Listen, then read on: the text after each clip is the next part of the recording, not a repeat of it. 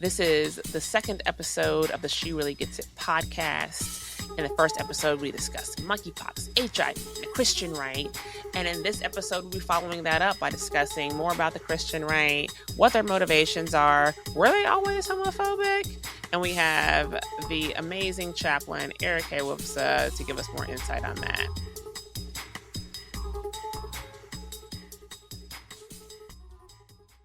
So hello, everyone. Welcome back to She Really Gets It. I'm Stefanie Rhodes, health educator and reformed public health professional. And this week we'll be following up on our previous episode where we talked about HIV, monkeypox, and shockingly to me, the Christian right. So, I did a lot of research, I really wanted to look at those parallels between like stigma around monkeypox, stigma around HIV. I realized that a lot, of course, it related back to like, men who have sex with men, men who identify as gay as well or bisexual. And you can already hear the stigma and the judgment going on there. So I wanted to learn more about like where that comes from. Of course, that's existed, as far as I can remember, as far as my parents can remember and anyone before us. But I really wanted to understand more about like not just monkeypox, but like HIV, right? Because that goes back, to like 1980 when you have the first like identified cases. And actually there was one before that in the 1940s, but we want to talk about that. That's another story. It's another podcast. But looking at like the reasons why there was this delayed response to HIV. So, I really wanted to look at, of course, like why that was, like from a public health policy perspective. And so, we talked a lot about Ronald Reagan. We learned a lot about the Christian right because they were the heavy influencers there. And so for this episode, I wanted to bring on someone that had more expertise on, Christian church, Christianity, religion, because that's not my area of expertise. I don't know everything, right? And I definitely get that. I don't know everything. So for this episode, we have a special guest. Her name is Erica Wufasa, and I want to get this right. She is a theologian. She has a master's degree in divinity, a PhD student in religion with a concentration in comparative theology. And her research interests are comparative theology using African, indigenous, and womanist methods. In addition to that, she has worked as a clinical chaplain for the past 7 years. We have known each other for a very long time. She is also from the great state of Mississippi, or not so great, depending on your perspective. But she's here to talk to us. So, Erica, welcome to the show. M-I, quick letter I. Thank you for having me. Thank you. Yeah. This is exciting.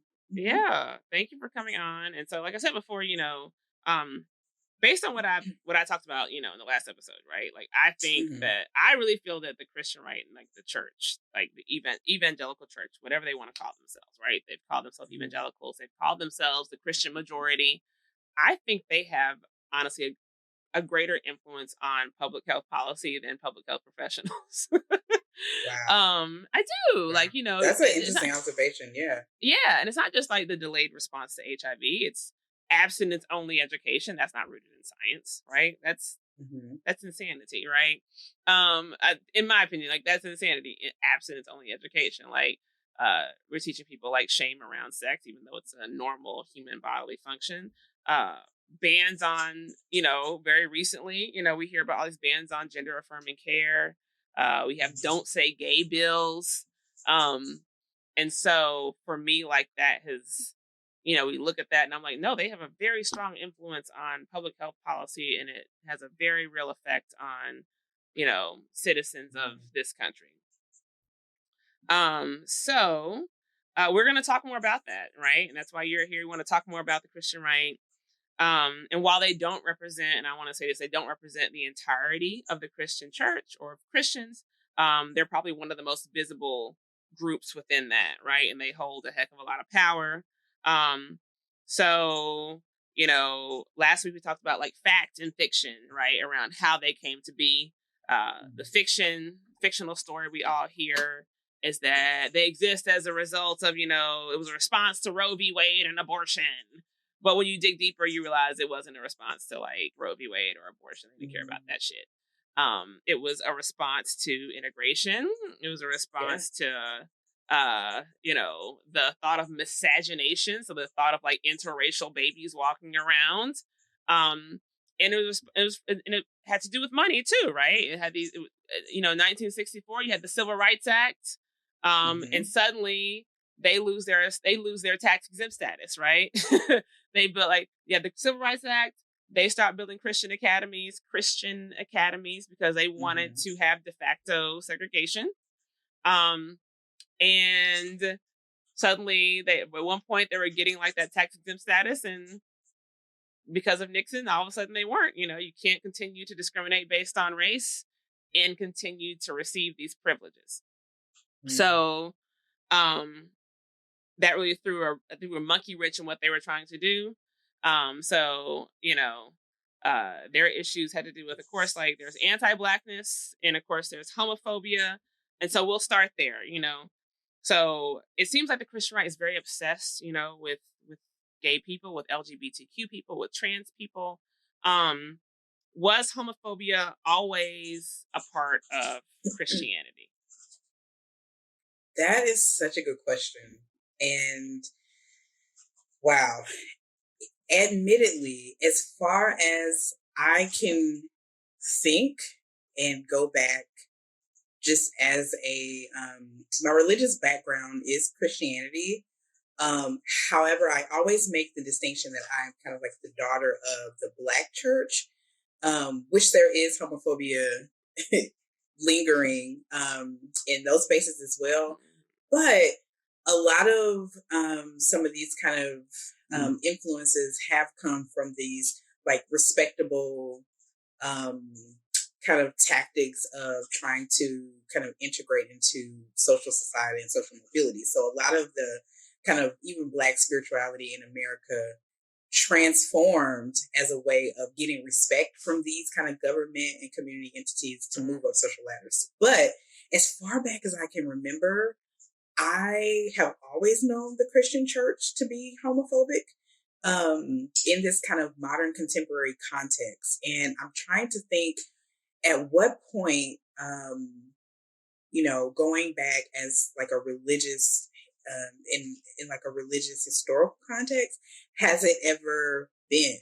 And I would say the issue of sexuality and the church has always kind of been at odds because it was a power struggle between, church and state. And to get power in society, one always kind of took like a moral high ground, because that was a way that, you could kind of manipulate the people. You could argue your case if there's some type of saying that God co-signs with my, with my ideas or my opinions. So I honestly think as far back as I can think, it's always been.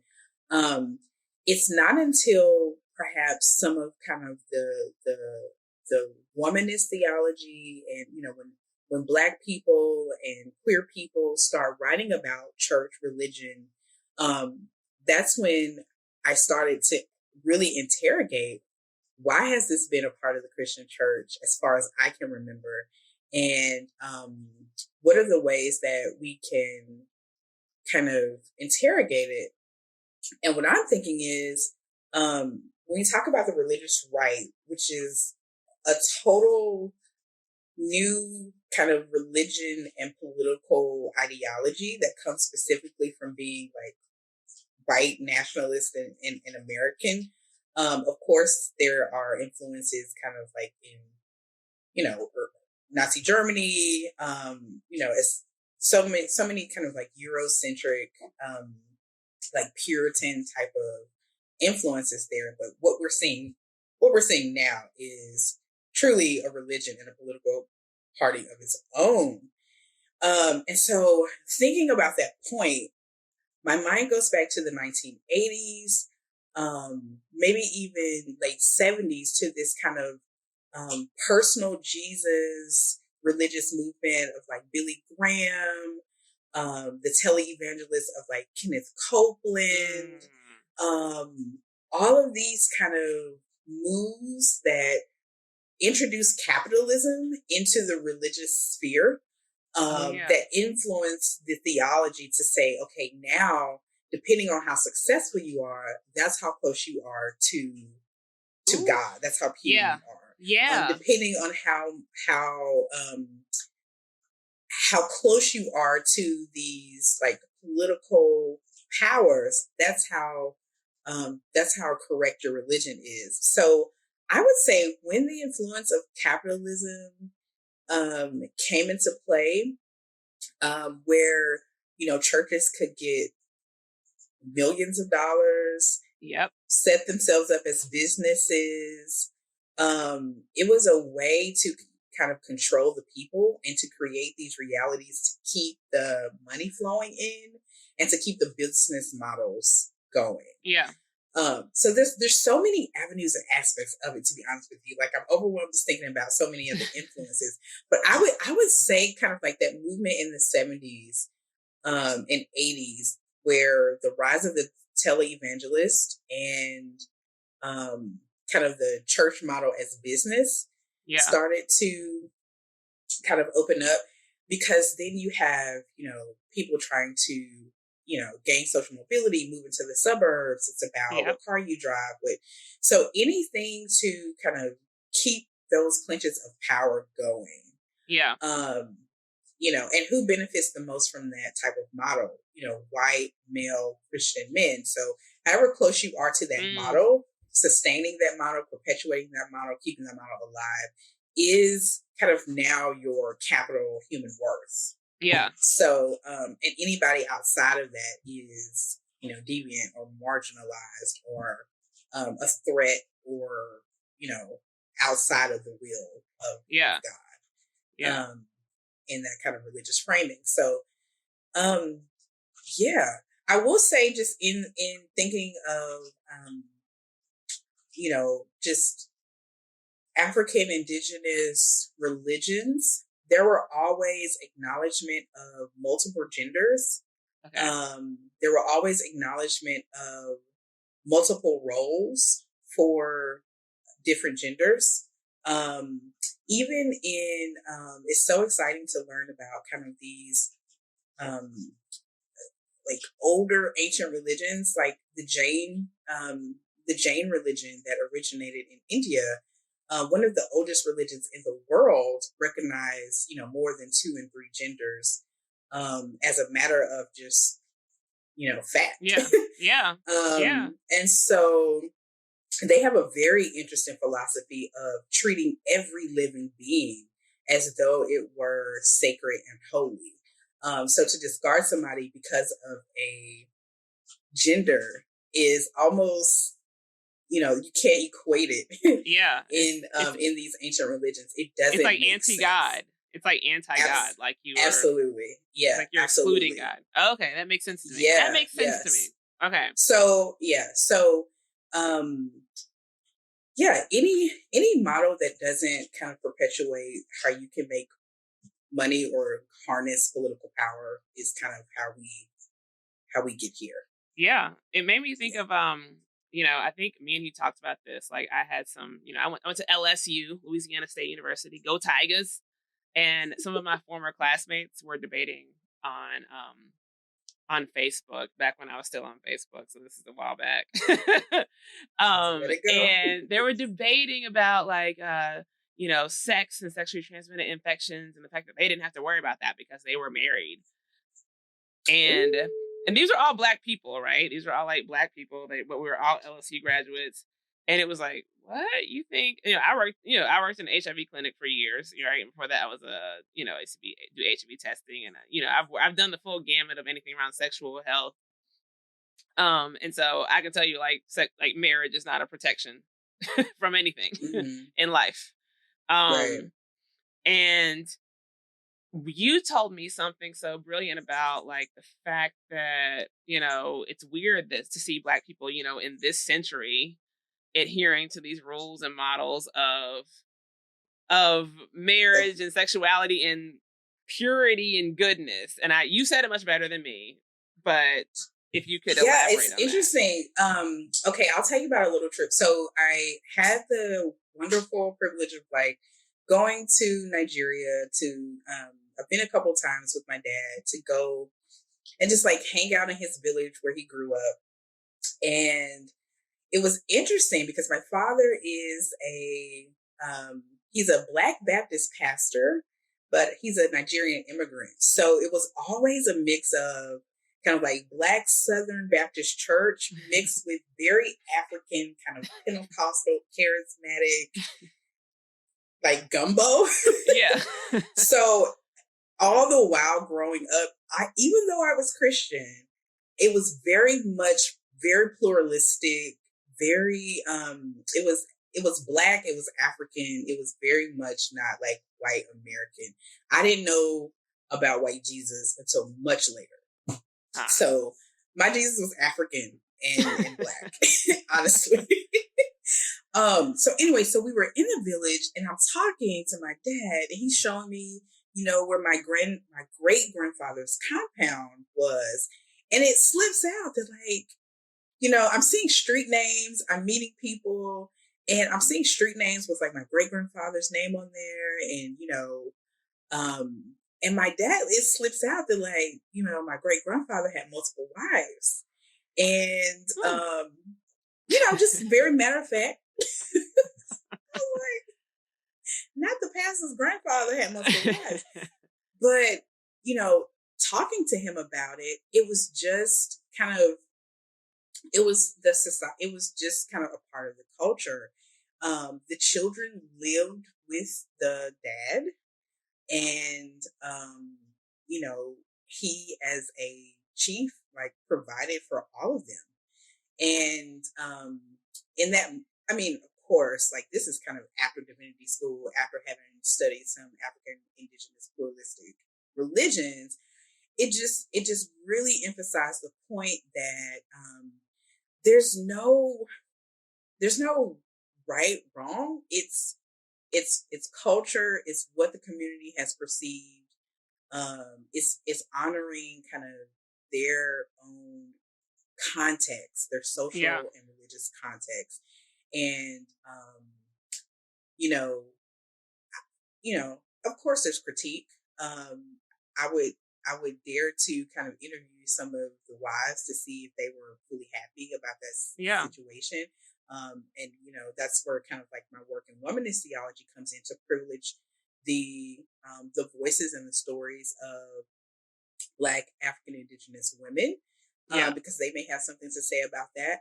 But the fact that he was unholy or somewhat not blessed never equated into the culture mindset because he was, had multiple wives. Yeah. So just that to say, when we privilege kind of like heterosexual, even monogamous, I know that's another that might not need to be included.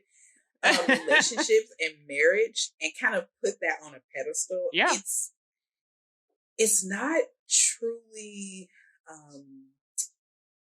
it doesn't truly make sense because culturally that's not something that's been a priority or important to Black and African cultures. That's very much kind of like an ideal that came from these respectability strategies. And I think about respectability politics. We say that a lot, respectability politics, and kind of look down on people for doing that. But like originally, these respectability politics and tactics were very much important into kind of surviving. And I think where we've lost our way is we've used those kind of moral posturings to, of course, kind of get our rights and subvert power. But like along the way, we forgot that it was a tactic, and we start kind of internalizing it as Yeah. a law. Well, let's That go. you, Let's go back yeah. to that, right? So we're Mm-hmm. looking at like the Christian right. They're Mm-hmm. obsessed with gays because all the power lies in what being a straight white Yep. male, right? Absolutely. With a Yeah. wife, with children, right? And Mm-hmm. monogamous, of course, or And let's presenting talk that about. way, right? So Mm-hmm. so suddenly, like to me, like to be that, like when I think, well, from what I know, like to be that is also, it sounds like, to be anti-black and to be anti-indigenous, right? To be Yeah. like Yeah. so For sure. pro. And so because you're black, you certainly don't fit into that category. You're indigenous, you don't fit into that category. So in order to be, it's not just that they're obsessed with gays and they're homophobic. It's like, oh, you're also anti-black, you're also Mm-hmm. anti-indigenous. So is that Yeah. also like a tactic as well, or was that always the goal as well? Right? Was it all of those at the same time? Yes. So we think about, okay, taking it back to like the Atlantic slave trade, where Africans, on the coast of West Africa were kidnapped, sold into slavery, brought to the Americas, and immediately were violently kind of socialized and forced to convert to Christianity.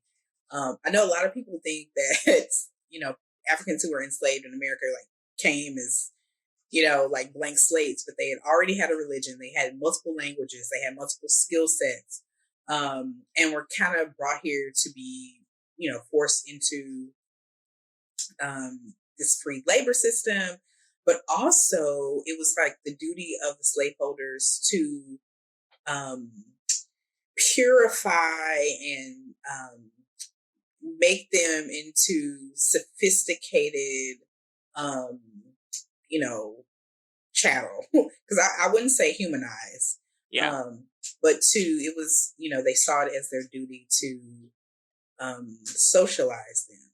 Yeah. And so, along with that, were these ideals of kind of like morality and family structure, and things of that nature. So, of course, to survive, to get along, to not die, there was a lot of resistance, but at the same time, we wouldn't be here if, many of them didn't have that type to survive. So they kind of, use that. But I kind of forgot where I was going with that point. But I wanted to mention what you said about family structure and children, and how this movement in the religious right is anti-black. I would dare say that more than being what it means to be a white supremacist is to be anti-black and patriarchal, like simultaneously. So all women, anyone who is not a straight white male, is absolutely marginalized and deemed powerless, inhuman. So when we think about like even children, like you're commenting about, this nuclear family that is supposed to be, a woman and a man and multiple children. Yeah. We had a conversation not too long ago. We saw the documentary The Way Down, how a lot of the children in these kind of conservative right-wing churches were also being abused. Yeah. And it's interesting, like how even children in this white supremacist religious model aren't humanized. Yeah. Yeah. Yeah. It really is anybody who is not white and male and heterosexual. Even down to the children being taken advantage and abused physically, mentally, spiritually, emotionally. Yeah. There was like a case of, children being left alone to babysit little kids for hours and days. Yeah. And even, of course, the little boy who lost his life because of like his parents were like so you needed to be like him in the you need to be on the able-bodied command of the pastor. Yeah, right? and because children are to be so seen and not heard, can't talk back, can't think. So there's just so much wrong with this model. If if it's silencing children, if it's, dehumanizing Black people, if it's, killing non-heterosexual people and alienating them from family and from, rights, then we've got to go back to the source. What is this? Yeah. What is this? Is it something that we need to continue to perpetuate in our Christianity? Even to the point where our communities and our public health are being affected by these notions of racism and homophobia with being perpetuated by the church. Yeah.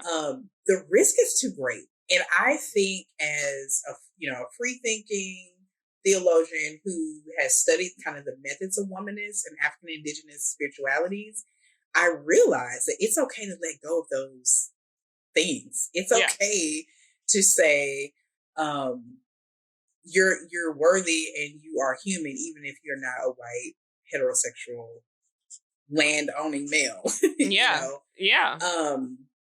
So that's the start of where I like to do theology. I remember we were talking about, where does this kind of ideology come from? Why did the church even adapt it? And I have, we could go hours talking about like St. Augustine and his doctrine of original sin, him contemplating, why is evil in the world? Which are really great questions. Yeah. I mean, that's the purpose of theology, to ponder these questions. Why is evil in the world? Where does it come from? But again, we have to always interrogate who's asking those questions. Are there contexts in privileged spaces? Is that the only story?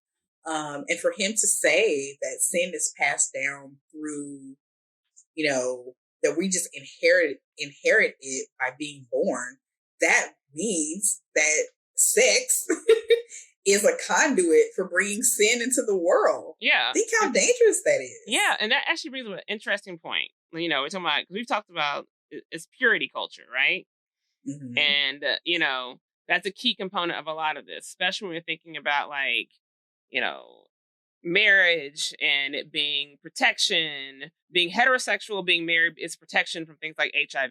Right now, in the context of monkeypox, we have a representative of the United States. We have Representative Marjorie Taylor Greene saying most of us don't need to worry about monkeypox because we know how you get that. It's an STI. Apparently, the only men who have sex with men get, right? It's that purity culture of like marriage will protect you, heterosexual marriage will protect you, right? And I know that we both kind of grew up indoctrinated in that. Like, I went to a white Christian academy. I think you went to one too as well, right? No, I came. Well, okay, yes, I did. I'm trying to get away from that. I was like, no, I went to the parochial half Black Catholic school. Okay. No. Uh-huh. No, I was rolling. It's middle. So before I went to that Catholic school where we met, I did go to a very, very small church, small Presbyterian church school. Thankfully, I was a little armed with an understanding of who I was, countering what we were learning in school with what I was learning in Sunday school with Black Jesus. That helped. Yeah. But absolutely, I saw it 100%. So yeah.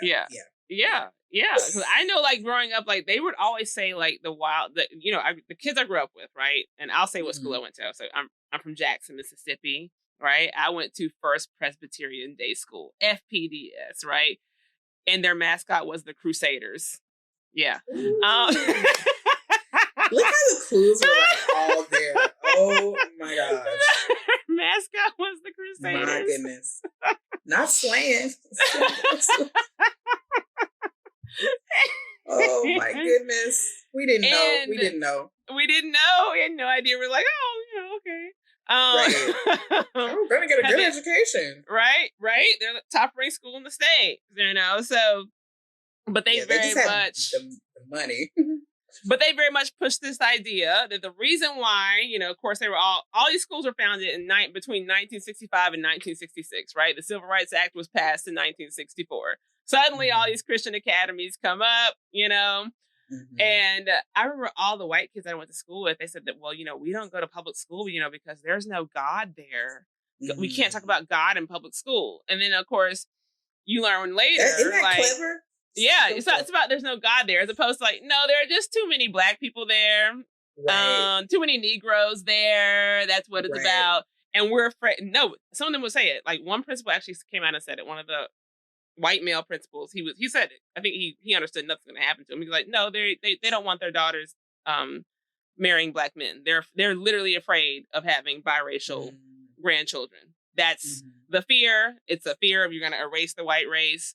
And that's what this is about. Like these Christian academies are about, of course, purity culture, and that, and of course, keeping white people white. Right. Right. And that was always a part of it. And of course, indoctrination, right? Because if you look at those schools, like the kids that go to those schools, those academies, they become governors of the state of Mississippi, of Alabama, of Georgia, right? They become mayors of small towns. Right to the state house, right? Absolutely, right? It's about that, right? And so if we don't have that, if we can't have that, what do we have? It's a source of power, right?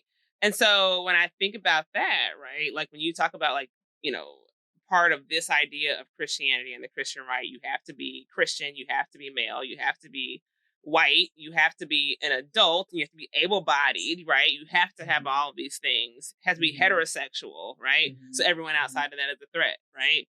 And so I look at those Christian academies where we went. Of course, then you don't notice it you notice something might be a little weird, but you don't notice that as a kid, right? You're open to everything. Like I was a relatively smart kid, so certain things I was like, that makes no sense. Like when a teacher literally told me, she said, well, as a woman, she said, women in a marriage should not know anything about their finances. Wow. Right? Now, I automatically knew she was wrong because my grandmother always told me a man should never know how much money you make. And you should always have your own stash. Yes, you should always have a stash of money just in case you need to just leave in the night. And that's Black theology. Yeah. That's Christian. That is Christian. You see what I'm saying? Go ahead. Yes, but I didn't know that. I was just like, no, I was there like, oh, you're crazy. I was like 12 years old, and I was like, oh, this bitch is crazy. I was like, girl, you're gonna get got. You always have to have your own money. You always gotta have your own money. You're gonna get cheated on, and you're not gonna have anything. Nothing. And I'm not pronouncing that, over her. Let me back that up. But I'm just saying that makes for, in my opinion, that makes for a weaker household, number one. And number two, I've come to realize now, because in a lot of African, Black, indigenous religions, mothers and grandmothers were our first kind of theologians, spiritual teachers. Yeah. Teaching us, not only about God, but teaching us that, affirming us that we were human, that we have agency, that we could have our own minds, that we can have our own opinions, that we can be smart, that we are worthy of education, that we are powerful, that we are equal. So when you're growing up with that and you hear, this person says, well, women aren't even supposed to know about finances in their own grown ass house. Insane. And I knew it was insanity, but this is the thing. I was the only Black girl in class, right? Right. And I was like, this bitch is crazy, right? I didn't say it out loud, but I'm thinking to myself, like, this bitch is crazy. And I was like, but those girls believe what she's saying, right? Like they're absorbing it. Yeah. Conditioning those young girls to take certain skill sets that they might even have. You're a math whiz. Your mother is a math genius. You all just inherently just like have the skill of being very good with numbers, very good with math. I mean, we could tell the story. You know, your mom literally could have worked for NASA. So it's like that teacher conditioning young girls to automatically disassociate themselves from skills that they may have, leadership positions that they're able to have in the name of Christianity. To me, that is evil. That is problematic. And we have to ask ourselves, like we're doing now, where does that come from? Where does that come from? How do we resist that? And yeah, and what impact is it having, right? Because when we think about like, you know, like the United States is a big funder, right? In terms of like in terms of global public health, we have a huge influence there. And we push abstinence only education abroad too, right? When we're sending funding to like, you know, South Africa, which has, you know, one of the highest HIV rates, right, in the world, highest prevalence of HIV in the world. And the majority of people who have it are women, right? And when you're promoting abstinence-only education, so what? So they don't have sex until marriage? Well, if you're forced to get married at 15, at 16, right? And your husband's much older than you, right? Which is a big part of the reason why you have these high rates. You have young girls being forced marrying old men. So the power differences alone, right? It's about creating that power imbalance, right? Yeah. And so you think about what they're actually encouraging. I was like, y'all are actually setting the stage for someone to contract a sexually transmitted infection. For them to become, you know, for them to actually, honestly, lose the ability to have children. You're setting the stage for them to contract HIV, right? And you're doing it all in the name of God. Yeah, yeah. And so, because I say that because I realize that there are some people, you know, you look at James Dobson, he's evil, right? Focus on the family. Another one that, you know, all the Christian moms love. I love James. Focus on the family. James Dobson. They'll say that. Oh my God, I love Focus on the Family. I love James Dobson. Reminds me of like every like stay-at-home mom, like Mississippi. They love that crap. And I was like, so he's evil, right? Like he's legitimately like, he is Satan's apprentice, right? Not even apprentice. He's one of the grandmasters, right? So, but then you have these people who genuinely believe it, right? You meet them, they genuinely believe that they're doing something good. They genuinely believe they're teaching their daughters the right thing. They do, right? And it's not until something goes horribly wrong, right? Until their kid gets seriously hurt by this, that suddenly they have that wake up moment of, oh my God, I taught my kid the wrong thing, right? Yeah. That's part of why we're having this conversation too, because you do have these people who I hope might be listening, maybe not, but they genuinely believe they're doing the right thing. Right? They're not doing things out of malice. They're not doing it out of hate, right? They're doing it because they're like, no, I'm teaching my kid the right thing. I'm teaching them how to be a good person. I'm teaching them that they should be married and they should be in this type of relationship. And, you know, I want them to do well. So we're also talking to them, right? Yeah.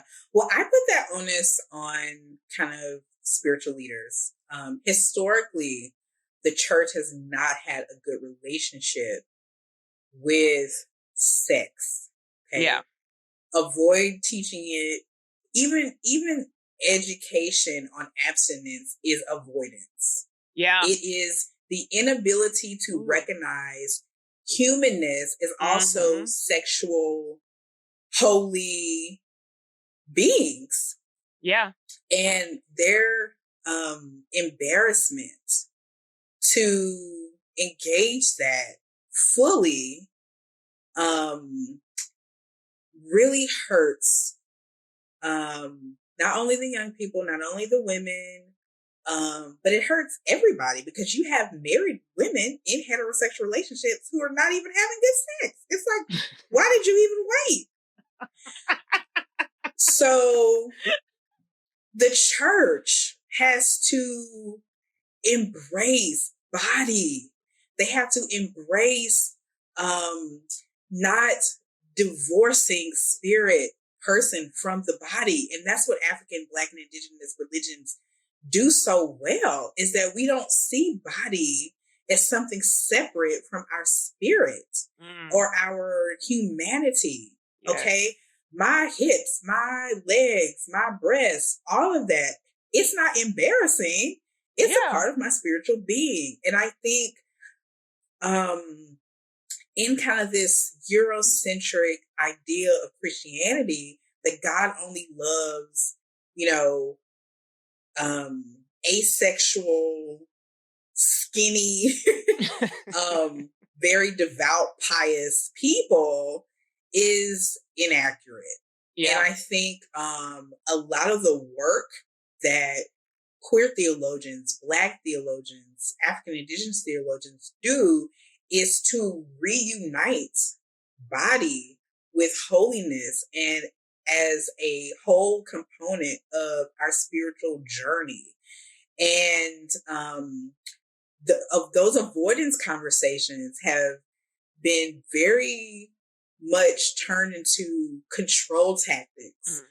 Where if we can control somebody's sexuality or define someone's worth based on their sexuality or, sexual being, then, it's a way for us to control them. So it's all inaccurate. Yeah. It's almost cowardly to divorce half of yourself from your human experience. And I think when that is realized, when you realize that things like pleasure and sex and sexuality is just as important as prayer and, the golden rule, treating people how you want to be treated, those are also very much components of spirituality. And it's not about suppression, but it should be about understanding and embracing one's whole self. And also just acknowledging that we have people in community whose voices are to be kind of in concert with the church. The church does not know everything. So, we shouldn't be asking it alone about mental health or sexual health. We have to open that up and say, hey, let's invite the doulas. Let's invite the sexual healers. Let's invite these people who have these gifts to talk to us and teach us about who we are, about these experiences in our lives. And I think the dialogue and the openness and the conversations kind of take away these veils of shame, because it really comes down to shame. Yes.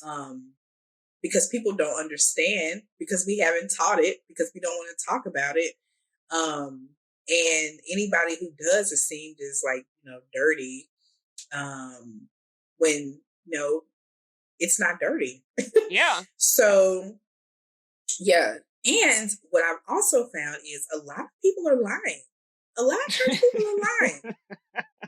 They really are. Talking about some abstinence, talking about some, y'all lying. Okay. They're and you don't have to lie, Craig.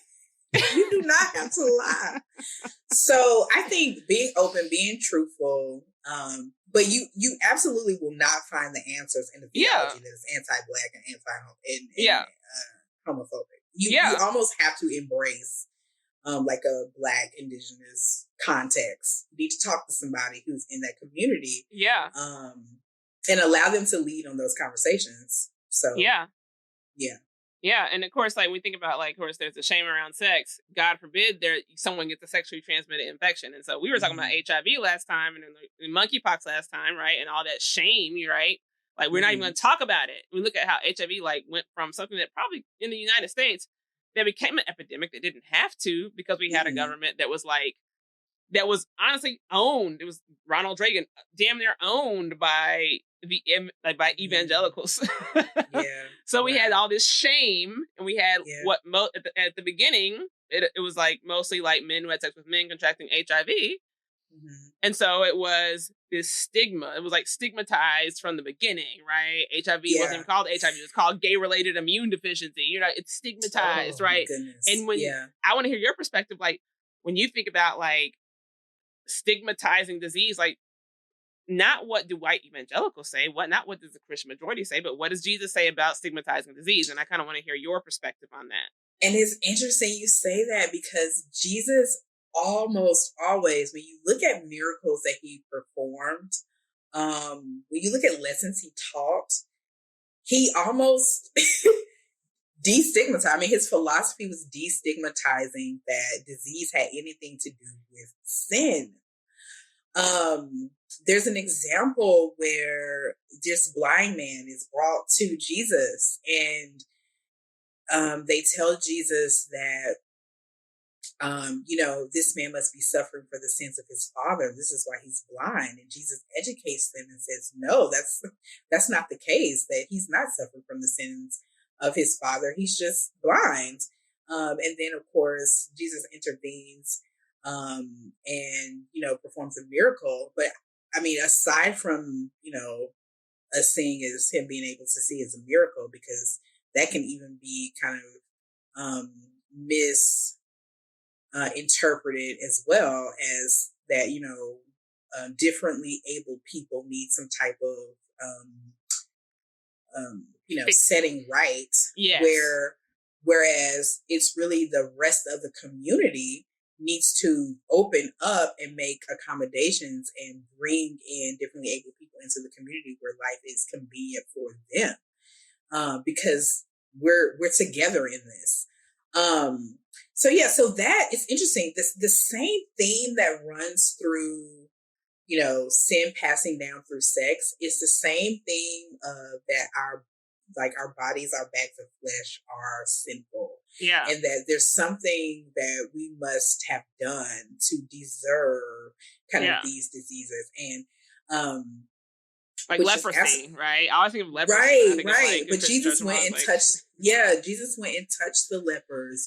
Jesus went and hung out with them, even to the point where people were like, why are you touching the unclean? He's like, what's unclean?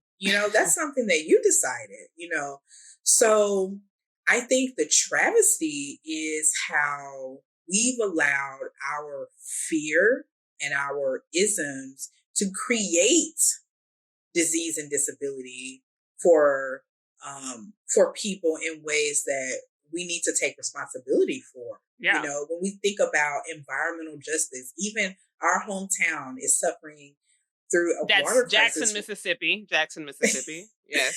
For everyone. Yeah. Suffering through a water crisis. Yeah. But it's like, you redline certain neighborhoods so Black people can only buy in certain areas. And these are the areas where there's waste, where there's neglect in the upkeep of, water pipes and infrastructure. And, children suffer, we contract illnesses from this. And it's like, no, we're not disabled. We've been failed, by these kind of like, racist systems that keep us unhealthy. So in that sense, I think the church honestly should switch their approach. And how are we aiding and abetting and perpetuating disease based on our neglect to act? Yeah.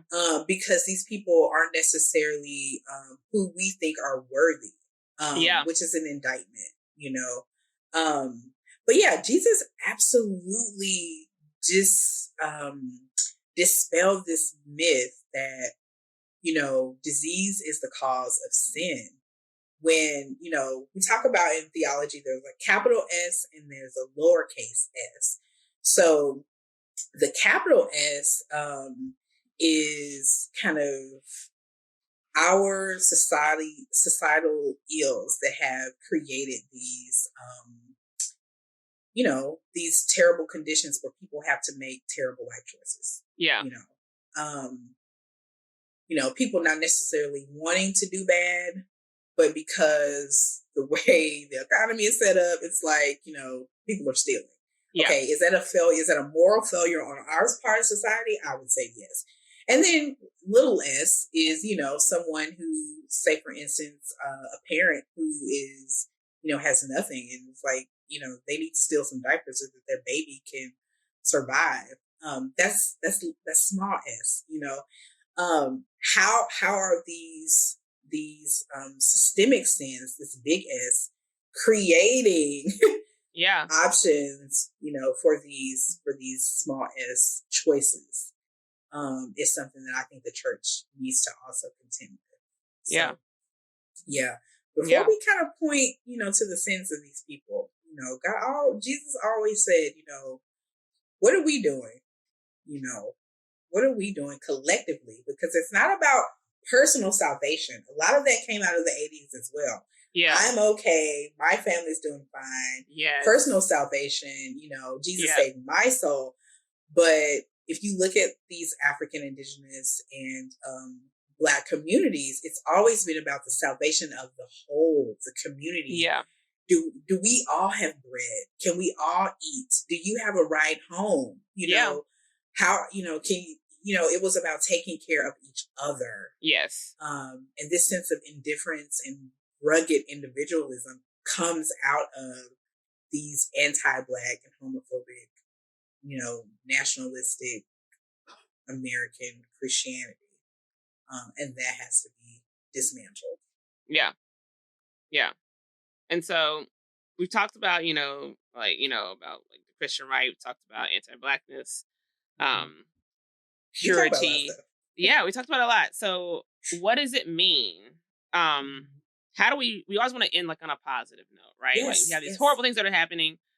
How do we reclaim our power within this space, right? Like, what does that look like? What is the counter, right? To that, to like this moral majority, to the puritanical culture, right? To the anti-Black, anti-fat, anti-indigenous, anti-disabled. What is the counter to that?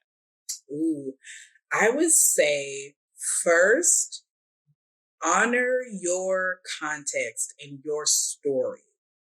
Honor the fact that your grandmother taught you to, have your own money and affirmed you as kind of being a leader yourself. Yeah. Not erasing that. So I would say beginning with your cultural context, as a Black person, as a woman, even as a queer person, honor that location, because out of that is a perfect place for your theological exploration. You don't have to begin, in this kind of like, white perfect world. Begin in your world. What does love look like in your community? A lot of the things we kind of do naturally, but then we think about this kind of right conservative religion and change it up. So an example of that is, if I have a cousin or brother or a friend who is queer, my initial reaction is to love them, affirm them, joke with them. Like, you're part of the family. No one told me to hate you until I consulted this, this slaveholder religion. So, honor kind of like, honor your context, honor your, because those stories from your grandmother, those community morals that you have as a Black and brown, marginalized or person of color, that is also religion, and it's honorable. So I would say that, and I would also say, secondly, continue to educate yourself on different perspectives in religion, because you have to keep an open mind. You have to understand that Christianity is a part of a theological conversation, but it's not the whole conversation. Yeah. And for me, in my educational journey, and what I call like religious pluralism, just like I was going to the Black church with my dad as a, like an African immigrant, mixing and honoring all of those cultures together, that's what we have to do. Do not abandon, kind of your context for this kind of power-seeking religion. So, reading Black women theologians, reading about womanist theology, reading about queer theology. Okay. Even if you don't understand or you have, other allegiances, at least listening and hearing, because what you'll find is they're speaking to maybe some of the things that your religion calls taboo because they haven't explored it. Yeah. And so opening up our minds to learn about that. So reading those Black, Indigenous, queer theologians, and also just being open to more than one story is what I would say. Yes. Is how I would kind of like resist that. Yeah. Yeah. So you mentioned reading, education. What should we be reading? Ooh, there's so much good stuff out there. Let's do top three. Top three. What should we be reading? Okay, I think I have like something. Okay, so I will share like the OGs. So there are some good, amazing, young, new scholarship coming out. And there's some like some what I call the OGs, like the foundation work. And I would say one of those is Dolores Williams. Okay. She wrote a book called Sisters in the Wilderness. And it is a critique on not only white theology, but also some of the shortcomings that she was finding in Black liberation theology, because a lot of Black women's voices were not being heard. Or getting leadership positions even within the Black church. So sounds about right. Yeah, which is also another conversation. Absolutely. And so we have to keep each other accountable. It's about accountability. Yeah. And so she wrote this book giving voice to a character in the Bible by the name of Hagar. Her social location was a slave girl. So we hear always about the story of Abraham and Sarah and the promised Isaac. Well, there's a slave girl in the mix who did not have agency. And Dolores Williams wrote a book about that. It's called Sisters in the Wilderness. I literally just like have it here. So I would start there. And then I call her the word whisperer, Bell Hooks, who brings in the critique of capitalism in its relationship also with Christian or just religious culture. And it's another level of analysis that I think helps put into perspective how a lot of this has just been done for power. Yeah. And who's being left out and what's at stake. And, how we can like resist and educate and love ourselves and just tell the truth. Honestly, telling the truth at the end of the day against these kind of like powerful structures. Does a lot of work. It frees people. Yeah. And it also shifts the conversation. Yeah. And so I love this book. It's called Yearning. Okay. Race, Gender, and Cultural Politics by Bell Hooks. And it's just beautiful. She writes so plainly. And that's very hard to do. Yeah, I'm writing that down as a scholar.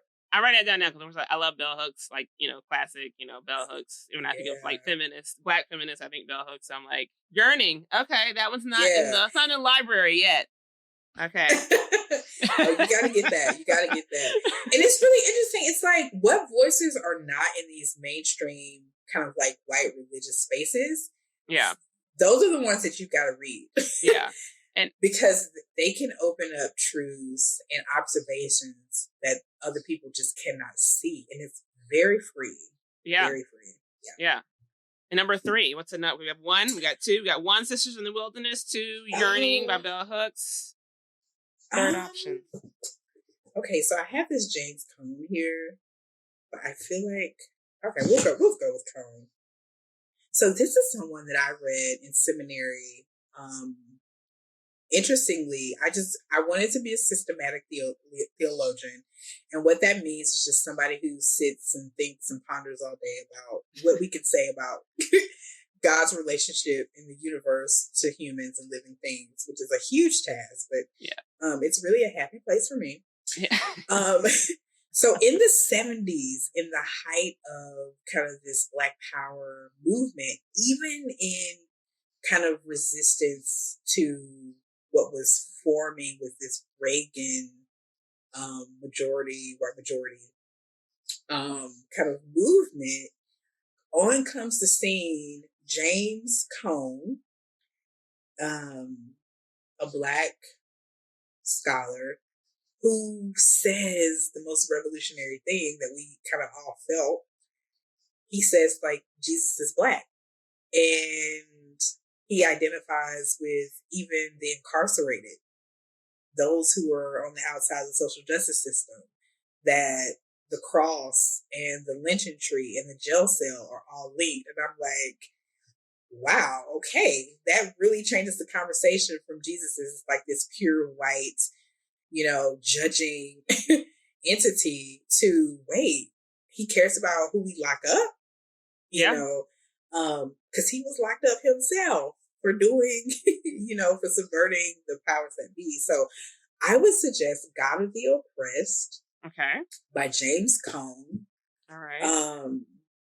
And if you're a Southerner, it's particularly sweet because he honors all of like his Southern wisdom and village in teaching him about God. And once you're affirmed like that, honestly, it's the best. You're able to kind of see these, manipulating kind of evil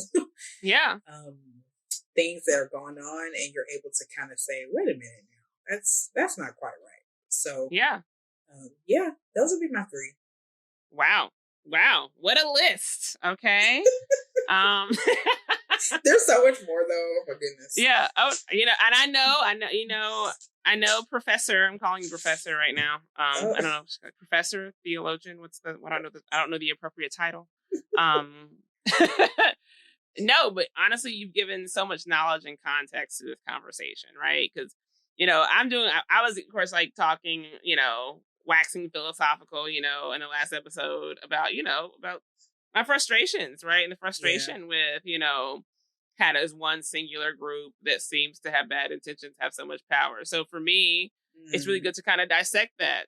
What does that really mean? What does it mean to be, because it looks like it's, Christians, but you have this particular sect. You have evangelicals within the Christian church, right? Mm-hmm. So they can't represent everyone. They can't represent all that is supposed to be what God is. So for me, like, it's really important to talk to you. I wanted your perspective. And I think you really enlighten myself, and I hope you give some enlightenment. I know you'll enlighten those who are listening. So honestly, thank you so much for giving all of your insight, your knowledge, and your time. Thanks for having me. I think you're doing incredible work. Kind of bringing these extremely difficult topics and observations to the people, and with your unique expertise of public health, because at the end of the day, all of this is wearing on our health. And you're giving us permission to explore those things and giving us knowledge. And I just thank you for, letting me be a part of this conversation today. Of course. Yeah. There we are. So I want to thank everyone who's listened in for listening in. And please feel free to write in about any questions, comments, or concerns. And if you think you really get it, send in some answers. Be sure to follow She Really Gets It on YouTube, Spotify, Apple Podcasts, and wherever else podcasts are found.